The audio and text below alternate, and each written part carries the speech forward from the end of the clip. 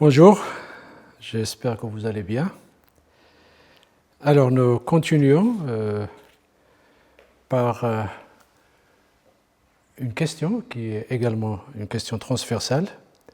C'est le passage de l'espace juridique local ou particulier à l'espace juridique national. Donc nous avons un peu esquissé, on ne peut pas aller dans le détail de ce processus, nous allons esquisser ce processus de passage d'un espace juridique local, ou plus précisément d'espaces juridiques locaux, tribaux essentiellement, à un espace juridique national. Je commence par l'espace juridique particulier ou l'espace juridique local. Vous vous rappelez, lorsque nous avons parlé du modèle segmentaire, de l'ordre tribal et de comment cet ordre tribal est maintenu grâce à ces mécanismes du modèle segmentaire, j'ai émis quelques réserves, quelques critiques par rapport à ces mécanismes. Et vous vous rappelez bien que j'ai dit qu'il y a des institutions et que Ernest Gellner et d'autres qui ont défendu et qui se sont inspirés de ce modèle n'ont pas insisté sur le système et la dimension institutionnelle. Donc, modèle segmentaire, relativement abstrait, des mécanismes de fission et de fusion. Ce que je vous propose aujourd'hui, c'est de donner un contenu institutionnel à cet ordre tribal. Comment cet ordre tribal et intertribal est maintenu, mais à travers des institutions comme l'Ajma'a, à travers des institutions comme des pactes. Je vais vous donner quelques exemples, des pactes intertribaux, des pactes pour cesser la guerre, des pactes pour consolider les relations intertribales, mais également une institution qui est assez connue dans l'histoire du Maroc, c'est l'institution de la Zdata, qui est une institution qui régule un peu le voyage dans les tribus soumises et insoumises, mais notamment les tribus insoumises. Donc voilà, ça va être comment l'ordre juridique tribal est maintenu à la fois au sein d'un village ou d'une tribu, c'est l'ordre un peu interne, l'ordre public si vous voulez, et puis l'ordre intertribal, la tribu, comment il organise ses relations avec les tribus voisines ou avec des tribus lointaines. Mais avant d'esquisser un peu cet ordre tribal et intertribal, je voudrais juste, mais très rapidement, dire ce que l'on entend par droit. Parce que dès qu'on parle de droit local ou de droit tribal, on a tendance à parler de droit coutumier. C'est-à-dire, c'est un droit positif. Un droit positif, c'est un droit qui n'est pas révélé, qui ne descend pas du ciel. C'est un droit positif qui est fait par les humains. Oui, le droit tribal est en grande partie un droit fait par les humains, par l'Ajma'a, par les chefs, Amrar, Muqaddam, Qaïd, etc. Mais ce mot coutumier est critiquable. Quelle est la différence entre une règle juridique et une règle coutumière? La règle juridique, parce qu'on peut être étonné de parler de droit dans une tribu. Nous sommes familiarisés à nous parler de droit que lorsqu'il s'agit des tribunaux modernes, que lorsqu'il s'agit de l'administration, de l'État moderne, etc. Parler de droit dans un village, parler de droit lorsqu'il s'agit de l'Ajma'a peut être, j'en sais rien, donc on va discuter cela, peut être un peu surprenant.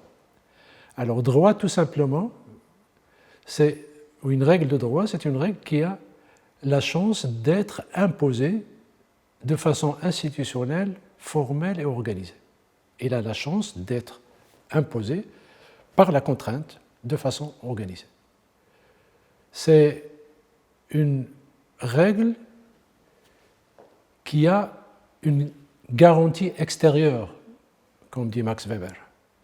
Une garantie extérieure, ça peut être des sanctions, mais des sanctions organisées. L'Ajma'a institue des amendes. L'Ajma'a, si vous commettez un délit, vous êtes exilé, et ainsi de suite. Et je vais vous donner quelques exemples tout à l'heure. Donc il y a des règles Et ces règles sont des règles juridiques et non pas coutumières. La coutume n'est pas obligatoire. Ne pas respecter la coutume lorsqu'il s'agit des vêtements, des noces, de la circoncision, ne pas préparer le couscous le vendredi, c'est coutume, mais bon. Le pire qui puisse vous arriver, c'est la désapprobation. C'est honteux de le faire. Chouma, aïb, ar, etc. Vous n'avez pas respecté une coutume, une étiquette, vous saluez les gens de façon impolie, vous faites quelque chose qui n'est pas dans l'ordre de la tradition, d'accord ? Je le répète, la pire sanction, c'est la désapprobation, le reproche, il ne fallait pas le faire, etc. Mais là, lorsqu'il s'agit de règles de droit, ce n'est pas la désapprobation. C'est des sanctions qui sont déjà prévues et connues. Vous ne respectez pas telle action collective, vous ne participez pas à l'irrigation, vous cassez la mise en défaut d'un parcours, il y a des sanctions qui sont prévues, en argent, en nature, on verra ça beaucoup plus en détail. Donc, droit coutumier, c'est un peu paradoxal, c'est paradoxal, et ça suppose aussi que ce droit n'est que traditionnel, ça suppose que les jma'a n'innovaient pas dans ce sens. Donc il ne faisait que répéter des règles qui sont déjà connues et anciennes. Ce qui n'est pas faux, mais ce n'est pas automatique, et ce n'est pas non plus systématique, et ce n'est pas absolu. Je parlerai plus tard en détail sur l'organisation de la jma'a. Mais je tenais d'abord à préciser ce que nous entendons par règles juridiques et par droit local. Lorsqu'il s'agit de droit local, c'est des règles juridiques instituées, d'accord, prises par des institutions. Ça peut être la jma'a, ça peut être le qaïd, ça peut être l'amrar, le shir, ça peut être le muqaddam, et d'autres institutions. Il y a d'autres institutions, mais les plus connues sont celles-là. Donc, il faudra distinguer entre coutumes et règles juridiques. Et j'ai un exemple, c'est un livre très bien documenté sur ce que je viens de parler. Donc, c'est le Tafilalt, le livre est de l'Arbi Mzin, Contribution à l'histoire du Maroc au XVIIe et XVIIIe siècle. Et vous avez ce qui est appelé localement Ti'aqidin. Et dans Ti'aqidin, vous pouvez deviner le radical ou la racine aqd en arabe, qui veut dire contrat. Donc Ti'aqidin, il y a des Ti'aqidin, normalement le droit local est un droit oral. Mais il se trouve que dans pas mal de régions, notamment au sud du Maroc, à ma connaissance, notamment au sud du Maroc, où ce droit est écrit, des fois sur des planches, on les appelle les alwah, et des fois sur d'autres supports de l'époque. Alors, 182, page 182, je vous lis quelques clauses, parce que vous avez une Ti'aqidin qui comprend 250 clauses. Ça, c'est 17e, 18e siècle. 250 clauses. Vous avez une autre qui comprend 350, et parfois plus. Alors, la Ti'aqidin, l'une des Ti'aqid commence par un préambule, louange à Dieu seul. Là, c'est, bien sûr, je vous ai dit qu'il y a une différence entre coutume et règle, mais parfois les historiens ou les anthropologues mélangent un peu les deux, c'est pas grave. Ceci est la coutume, shurut, des habitants du Qsar de l'Gara. Le Qsar, c'est un village fortifié. Les shurut, le shart et le shurut est un concept juridique. D'accord ? Et vous avez une série de shurut, de shart. Je vais parler du shart du fiqh et du shart du berger, le cours prochain. Mais déjà, ça commence par ceci est la coutume shurut. Ce n'est pas la traduction, donc ce n'est pas un cours de traduction pour dire, parce que c'est écrit en arabe, quel est le mot en arabe de shurut. Ce n'est pas. On peut le faire, bien sûr, dans le cours. Donc, clause 1, je vais prendre la clause 1. La clause 9.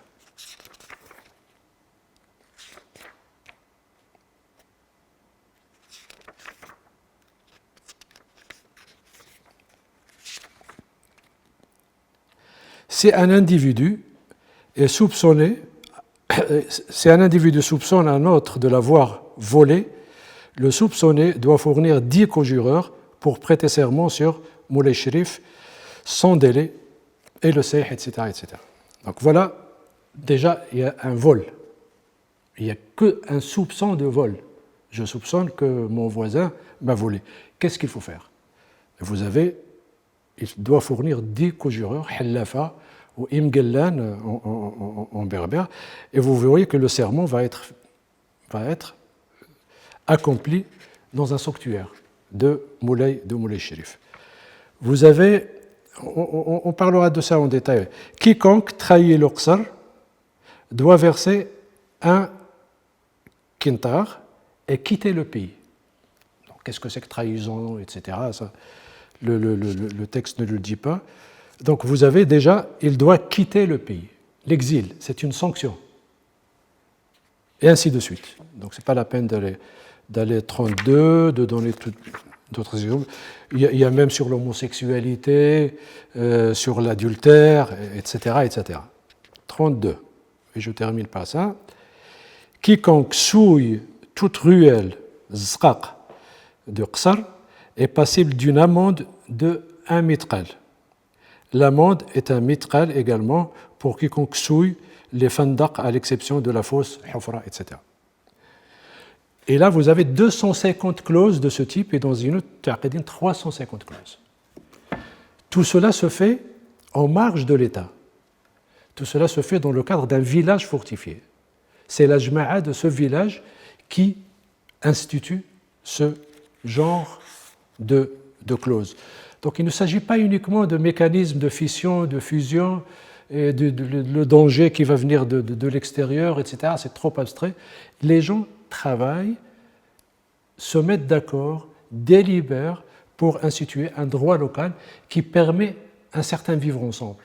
Ne pas souiller la rue, ne pas voler, ne pas, etc. Et ça, c'est très important parce que les villages, les taqbit, les petites tribus, et parfois les grandes confédérations, les grandes fédérations ne peuvent pas vivre uniquement avec ce genre de mécanisme abstrait, fusion, fission, complémentarité, opposition équilibrée. Il faut que les choses soient claires, il faut que je sache, lorsque je soupçonne quelqu'un, quel est le nombre de co-jureurs. Lorsque je trahis, quelle est ma sanction, et ainsi de suite. Alors, lorsqu'on parle de droit d'un espace juridique local, voilà un exemple. C'est un qsar.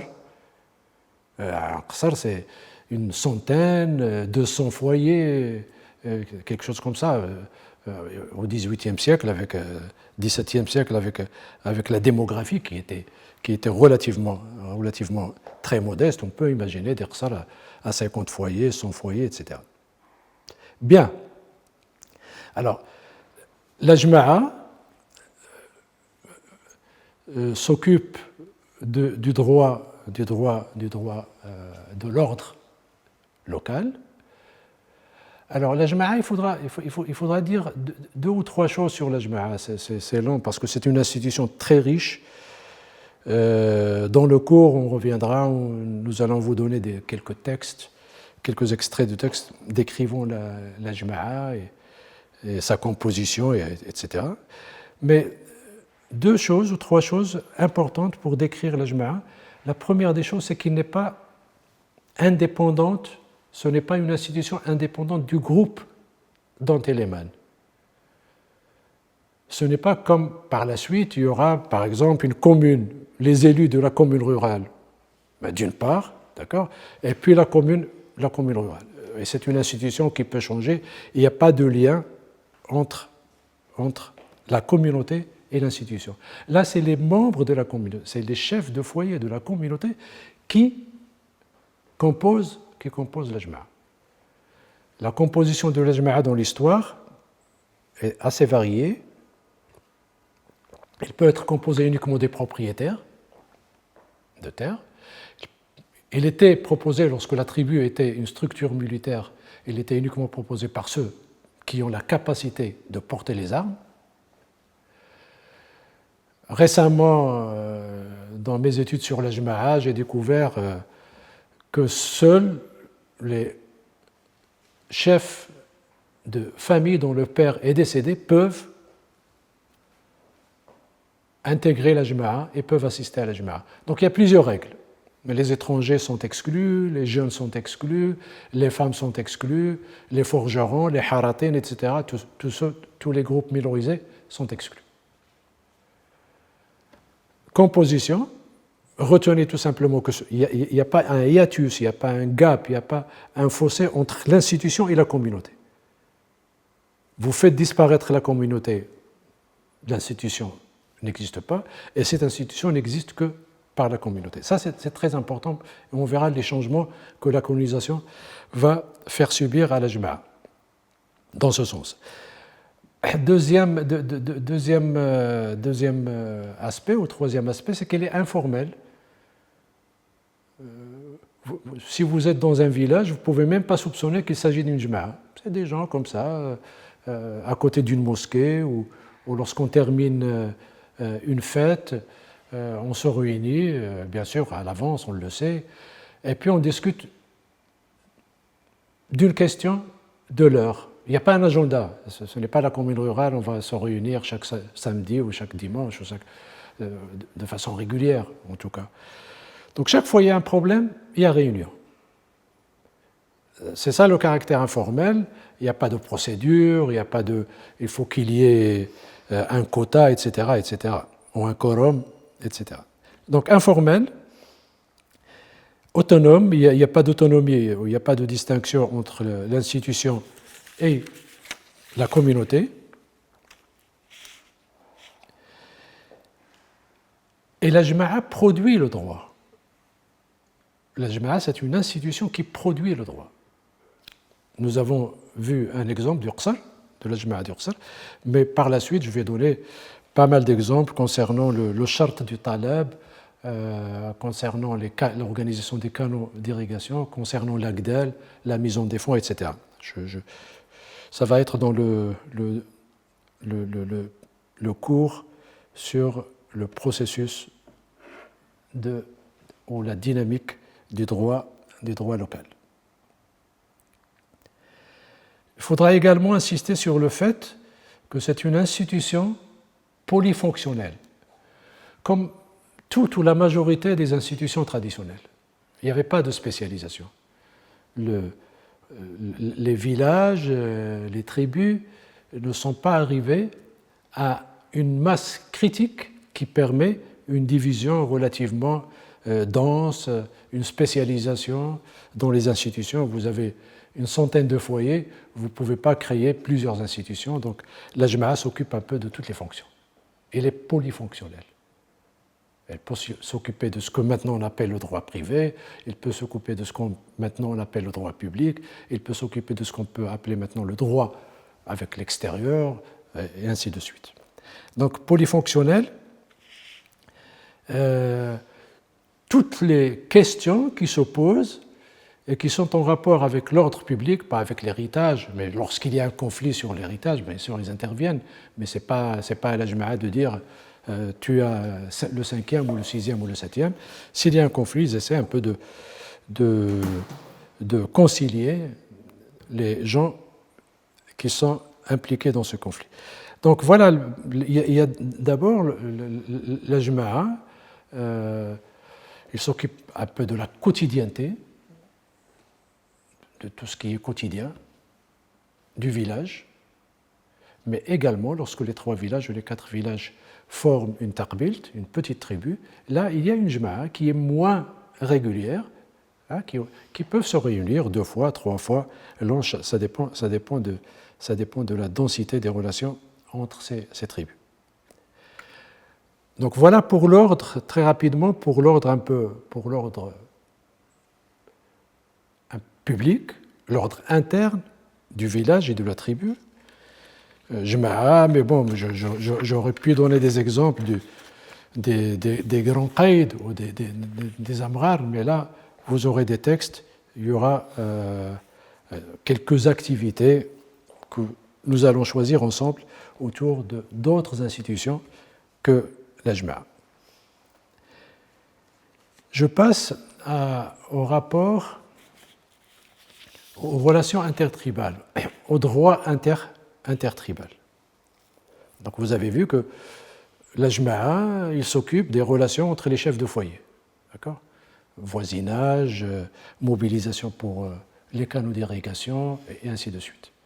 Là, c'est le village, ou la tribu, la petite tribu, ou même des fois la tribu, la grande tribu, qui engage, qui scelle, qui conclut des pactes locaux. Et là également, dans le même livre de l'Arab Mzin, vous avez pas mal de pactes intertribaux locaux. Mais dans d'autres, bien sûr, c'est assez fourni, il y a plusieurs. Moi, je ne peux pas vous donner tous les exemples. Je commencerai par l'institution, quand j'ai commencé mon terrain chez les Zemmour, l'institution qui m'a fasciné à l'époque, jeune chercheur, c'est l'institution de la Tata. C'est fascinant parce que c'est toujours pour un citadin, ce genre d'institution est fascinant. Alors, qu'est-ce que c'est que la Tata ou la Tada? Donc, ça dépend des régions. C'est un peu le Maroc central, mais également le Haut-Atlas oriental. Les exemples que je donne ici ne sont pas forcément valables pour toutes les régions. Ça ne veut pas dire que dans toutes les régions il y a la Jama'a. Ça ne veut pas dire que dans toutes les régions il y a la Tata. Et ça fait partie également de cette variation des espaces juridiques locaux. Nous ne sommes pas devant un espace juridique homogène où lorsque vous parlez de Tada, c'est tout le Maroc qui connaît la Tada. Donc la Tada, vous parlez de la Tada, il faudra dire quelle région. Mais bon, pour aller plus vite, je ne vais pas vous dire à chaque fois telle institution existe ou il est connu dans telle ou telle région. Tata, la Tata, l'objectif de la Tata, imaginez des tribus transhumantes et des tribus transhumantes qui peuvent faire parfois 200 km, 250 km, conduisant leurs troupeaux, leurs tentes, etc. Moi, mon territoire, je le connais. Mais je dois traverser le territoire d'autres tribus pour aller au parcours, ou le haut alpage, ou pour aller au parcours de montagne. Pour traverser le territoire de ces tribus, ils se sont mis d'accord sur ce pacte Tata qui facilite un peu la transhumance, qui facilite le déplacement des personnes et des troupeaux. Lorsqu'il y a deux tribus qui ont scellé Tata, il y a des engagements juridiques, d'accord ? Le fait de ne pas de lui permettre de traverser d'abord le territoire en sécurité. S'il est volé, c'est la tribu qui va se charger de punir, de découvrir le voleur et de le punir, et ainsi de suite. Comment se passe la Tata ? Là, vous avez, pour la tribu Zemmour, je viens d'en parler, une planche de Marcel Laine, un géographe français qui a travaillé sur les Zemmour. Le livre est publié en 1959, mais bon, il parle des Zemmour, il parle de l'histoire des Zemmour depuis au moins le XIXe siècle. Là, vous avez, c'est assez dense, très très dense. Vous avez les cercles, c'est les tribus, et pour chaque tribu, les pactes, parce qu'on ne peut pas faire uniquement un seul pacte avec une seule tribu. Nous sommes 40 douars, 30 douars, on ne va pas tous vers les mêmes parcours.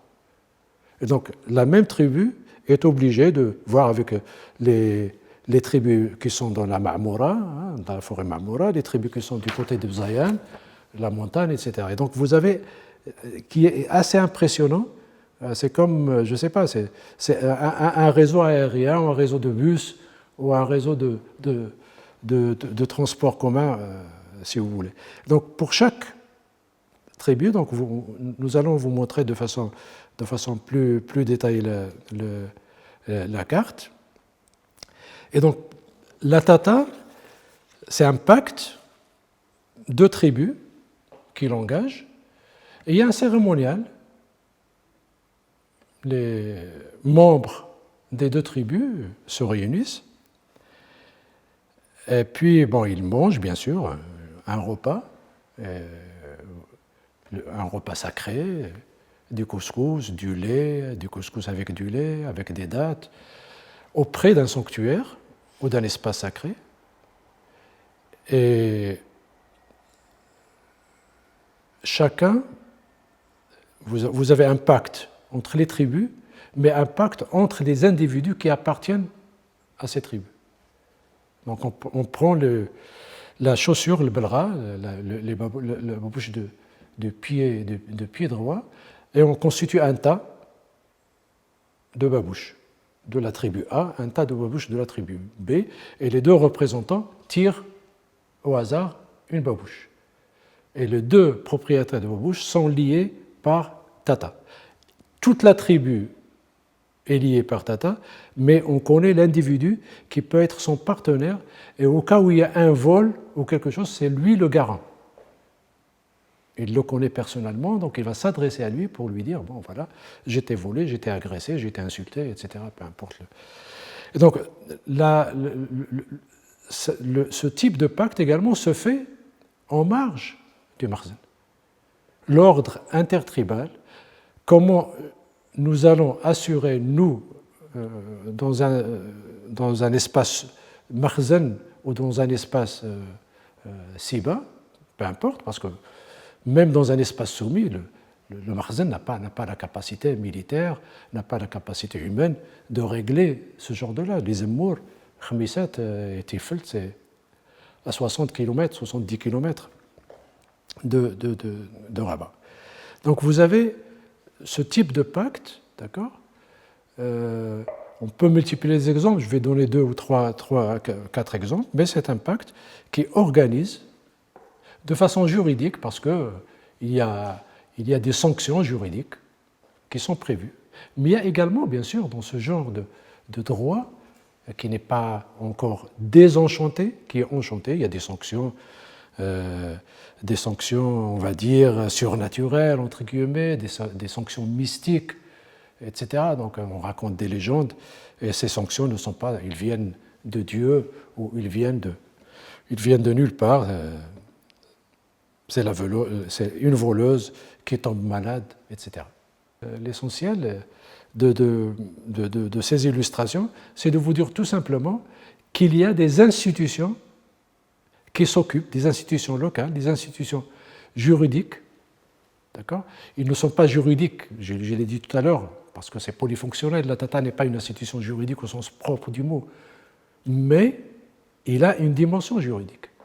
Il peut avoir plusieurs dimensions, sacrées, mystiques, etc., mais il a une dimension juridique. Et le droit pré-moderne, y compris le droit chez les Grecs ou les Romains, était de ce type. Donc il y avait les dieux, il y avait les oracles, etc., etc. Donc ce n'était pas le droit positif, rationnel, désenchanté que nous connaissons actuellement. Deuxième pacte, il est dit Tefergent, et l'objectif, c'est de mettre fin à un conflit ou le consolider, et parfois juste le suspendre. Nous sommes en guerre, il y a les moissons qui arrivent, nous nous mettons d'accord pour consolider, signer un pacte qui nous permet un peu de faire les moissons dans la paix. Et puis après les moissons, on reprend la guerre. Donc Tefergent, ici c'est la même chose.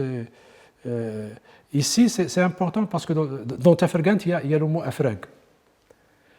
Le mot afrag qui veut dire clôture, donc il y a l'afrag du sultan dans la Mhalla, qui veut dire clôture, mais qui évoque ici l'idée de la protection.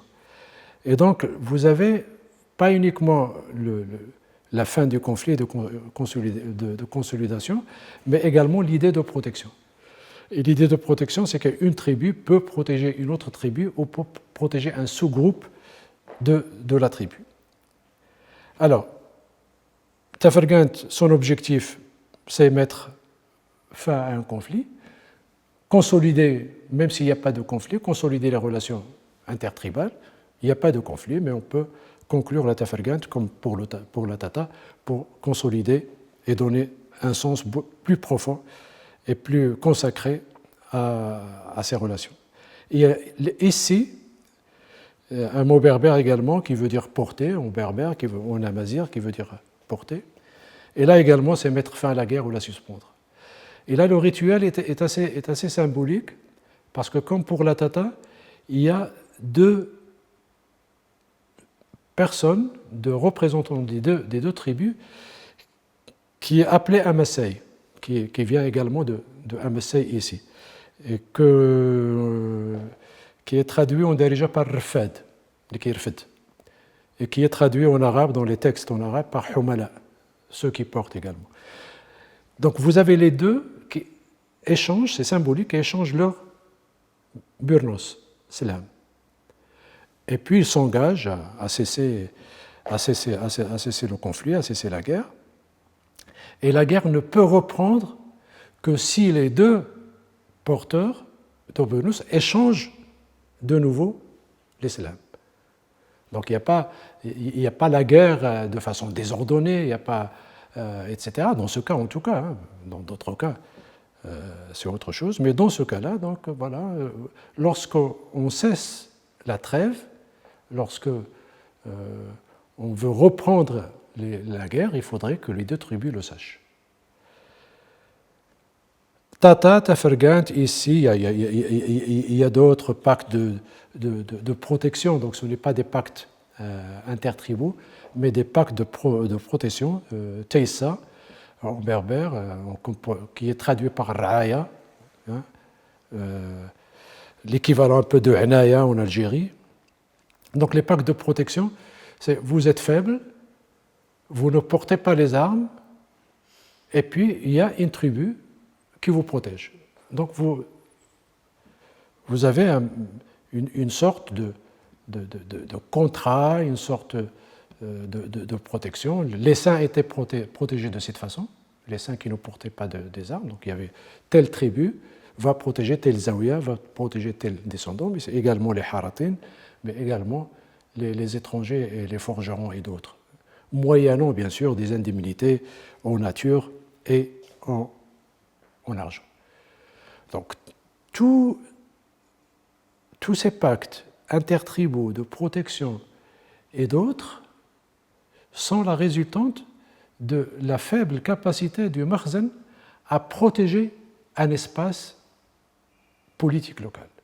Et lorsqu'on n'a pas la capacité de protéger un espace potentiellement national, on va dire, pour aller plus vite, où il y a Blad Siba et Blad al-Makhzen, lorsqu'on n'a pas un espace politique homogène, forcément, on n'a pas un espace juridique homogène. Donc c'est un espace relativement éclaté. Vous trouvez la Tata dans telle région, mais pas dans telle autre. Vous trouvez la Tafergant dans une région, mais pas dans telle autre. L'équivalent de la Tata ou de la Tafergant au sud du Maroc, au sud de l'Oued Noun, c'est le Ghafara. Donc il y a un Ghafir qui protège les caravanes, etc. etc. Donc les mots, peu importe les mots, les institutions peuvent changer, mais ce qui nous intéresse ici, c'est de dire qu'il y a une production juridique locale qui favorise, qui contribue au maintien de l'ordre, et que tous ces processus sont faits en marge du pouvoir central, en marge du makhzen. C'est ça le plus important, espace juridique local. Mais je dois rajouter une précision qui est très importante. Déjà, on voit que la tribu n'est pas une institution close, renfermée sur elle-même. Et donc, il y a des guerres, il y a de la transhumance, etc. Donc, les gens ne sont pas, enfin, les gens et les tribus ne sont pas prisonniers d'un espace relativement restreint. Ils ne sont pas enclavés institutionnellement, mais ils s'engagent dans des des alliances. Nous l'avons vu pour le LEF, hein, j'aurais pu le traiter ici, pour le LEF, on peut le dire pour d'autres. Donc ce n'est pas un espace clos, mais ce n'est pas non plus que chaque espace local est absolument local. Il est possible que l'institution, le nom de l'institution change, il est possible que le nom de l'institution change, il est possible que le contenu des clauses change, mais les principes sont les mêmes. Donc le mot charte, on le trouve à peu près, le mot charte du Taleb ou du Berger, on le trouve un peu partout au Maroc. D'accord ? Bon, avec des variations, charte, chard, mais le mot charte, donc ça veut dire qu'il y a un espace qui est relativement, potentiellement, beaucoup plus homogène que ne le sont les espaces locaux. Donc nous sommes entre les deux. On ne peut pas dire de façon absolue que c'est local, on ne peut pas dire non plus de façon absolue que c'est homogène. Le contrat rasmal, il y a plusieurs contrats, les mêmes principes, on va les retrouver dans la Shawiya, comme on peut les trouver dans le Haut Atlas, chez les nomades, chez les transhumants, etc., etc. Donc il y a quelque chose qui traverse, il y a cet espace juridique, quelque chose de commun qui traverse ces espaces juridiques relativement éclatés, relativement dispersés, mais il y a également du local. Il y a du local, et c'est l'une des caractéristiques, rappelez-vous, le premier cours sur l'État traditionnel, c'est l'une des caractéristiques de l'État traditionnel, qui ne peut pas créer un espace juridique national. Je le rappelle, l'histoire de la codification du droit civil, même en Europe, ça date du XVIIIe siècle. Le droit civil, c'est Bonaparte. Alors, dernière institution, mais c'est également un exemple, il est en rapport avec le voyage. Et la question qui peut être banale, dans un espace qui n'est pas contrôlé par le Marzen, qui n'est pas totalement contrôlé par le Marzen, dans un espace dans un pays où il y a la division espace Siba et espace Marzen, comment les gens voyageaient? Là, nous avons traité uniquement des tribus qui sont connues, des tribus qui sont relativement voisines, maximum une distance de 50 km, 60 km, quelque chose comme ça. Mais bon, je suis étranger, je vais me rendre de Fès à Bjad, comment je dois faire? Je sais qu'il n'y a pas de gendarmerie, je sais que les casernes et les nzala du Marzen ne sont pas partout, etc. Et donc là, il y a une institution qui est relativement générale au Maroc. Relativement générale au Maroc. En tout cas, elle est décrite dans plusieurs espaces et régions au Maroc, avec la même dénomination, Stat. Alors, il y a toujours le glossaire, il y a un glossaire sur Tafergan, etc. Donc, je vais pas répéter ça pour gagner du temps. Il y aura un glossaire de ces différents mots locaux, mais disons que la Taztat, c'est une institution qui permet aux étrangers, qu'ils soient commerçants ou de simples voyageurs, qui leur permet de traverser le territoire d'une tribu en sécurité. Je demande la Taztat, je suis demandeur de Taztat, je suis demandeur de la sécurité. Il y a trois, quatre variations. Soit je demande la protection d'un shérif, soit je demande la protection d'une tribu, soit je demande la protection d'un notable de la tribu. Et apparemment, fort probablement, que le mot Taztat, qui est un mot amazigh, berbère, vient du verbe zat qui veut dire coudre, et azta qui veut dire le tissu.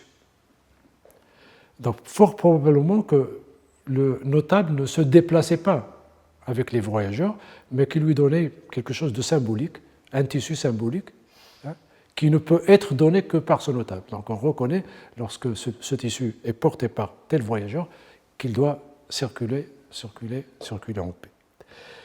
Donc c'est une protection une protection des étrangers. Et là également, vous voyez ce que je viens de dire tout à l'heure, à partir d'au moins, nous allons y revenir, la description de De Foucault, qui a voyagé au Maroc, le livre Reconnaissance au Maroc, qui a voyagé au Maroc 1883-1884, et il nous décrit la différence entre pays Siba et pays Mkhzen, en voyageant depuis Tanger, en allant, traversant le Maroc central, puis le Maroc du sud, le Maroc du Sud, Agadir, etc. Donc 11 mois où il raconte un peu, jour par jour, comment il s'est débrouillé pour traverser ces terres insoumises. Donc il commence par les mêmes Zemmour, et là il vous dit, bon, lui, il a sollicité la protection d'un shérif, mais il y a d'autres qui sont là, qui attendent, qui profitent de cette sollicitation. Donc il a été accompagné par six commerçants musulmans, 2 juifs qui se rendaient, qui regagnaient leur pays, Boujad, et une caravane d'une 50aine de personnes. Les commerçants, les Marocains doivent à l'époque boire du thé, du sucre, le sel, etc. Donc il faut qu'il y ait des liens entre les tribus, entre les souks hebdomadaires, etc. Et donc cette institution, parmi d'autres, assurait la mobilité spatiale des gens, mais des gens, des étrangers, parce que pour la mobilité spatiale, nous avons vu pour la Tata, des nomades ou des transhumants, il y a la Tata, qui assurait la mobilité spatiale. Donc les gens n'étaient pas cloîtrés dans un espace.